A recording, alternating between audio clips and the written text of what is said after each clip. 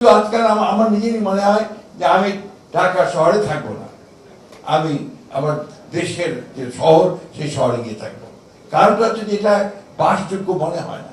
দক্ষিণ ঢাকা সিটি কর্পোরেশনের প্রশাসক মহোদয় তিনি একটি নতুন আন্দোলন শুরু করতে যাচ্ছেন। সেই আন্দোলনটা হচ্ছে ঢাকা শহরকে রক্ষা করবার আন্দোলন। সেই আন্দোলনটা হচ্ছে ঢাকা শহরের যারা নাগরিক আছেন তাদেরকে মুক্ত বাতাস নেবার সুযোগ সৃষ্টি করবার আন্দোলন, এবং তাদের আরো বেশি দিন যেন তারা বেঁচে থাকতে পারেন তার জন্য যে আপনার এখানে পলিউশন মুক্ত অক্সিজেন দরকার তার ব্যবস্থা করবার আন্দোলন।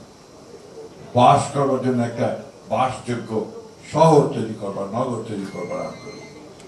নিঃসন্দেহে এই আন্দোলন আমাদের নগরবাসীকে আলোড়িত করবে বলে আমার বিশ্বাস।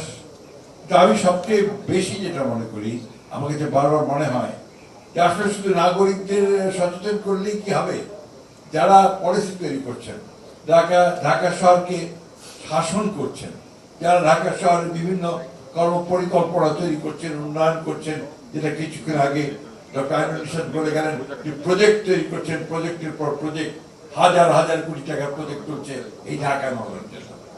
কিন্তু মানুষ কতটুকু উপকৃত হচ্ছে, নাগরিকরা কতটুকু উপকৃত হচ্ছে, সেই বিষয়গুলো ইভালুয়েট করা দরকার এবং সেই বিষয়গুলোকে সামনে এগিয়ে যাওয়া দরকার।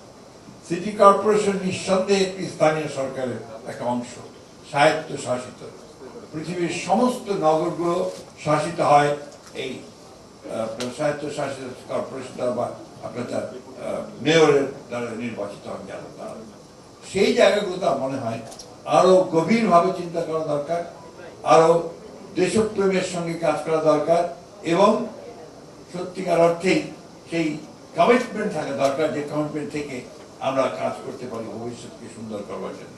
আমি কথা এখন আর বাড়াচ্ছি না, বক্তৃতা হওয়ার পরে দেওয়ার সুযোগ থাকবে না, না সুযোগ না, আমার দরকার নেই, কারণ আমি তাড়াতাড়ি যেতে চাই না।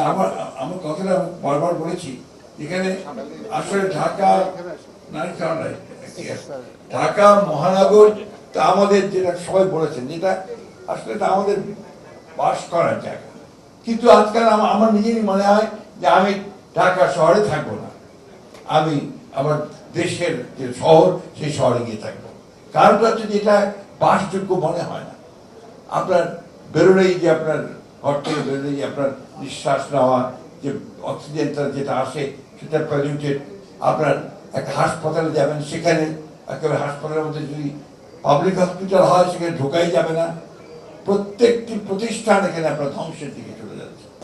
সেই বিষয়ে যদি আমরা যদি বেরোতে না পারি, সেই প্রতিষ্ঠানকে যদি সামনের দিকে আনতে না পারি, তাহলে এতক্ষণ আমাদের তোলা সাহেব যে সমস্ত স্বপ্নের কথা বললেন, স্বপ্নেই মনে হয় এখানে গেল। কারণ আমরা আসলেও কি আপনার আর সেই মুক্ত বাতাস নিতে পারবো? আমি যখন কলেজে পড়ি, ঢাকা কলেজে, তখন আমরা প্রায় আসতাম আমরা বুড়িগঙ্গাতে নৌকায় চলে ঘুরে বেড়ানোর জন্য। এখন সেই বুড়িগঙ্গার কাছেও যাওয়া যায় না, এত পলিউটেড, এত দুর্গন্ধ। এবং আমার কাছে মনে হয় যে ঢাকা শহরের সব রোগগুলোর মূলে বোধহয় এই বুড়িগঙ্গার পানি। আপনি তো আগেও একই অবস্থা, আপনার শীতলক্ষাতে প্রায় একই অবস্থা শুরু হয়েছে। তাহলে ঢাকা শহরের নাগরিকরা যাবেন কোথায়?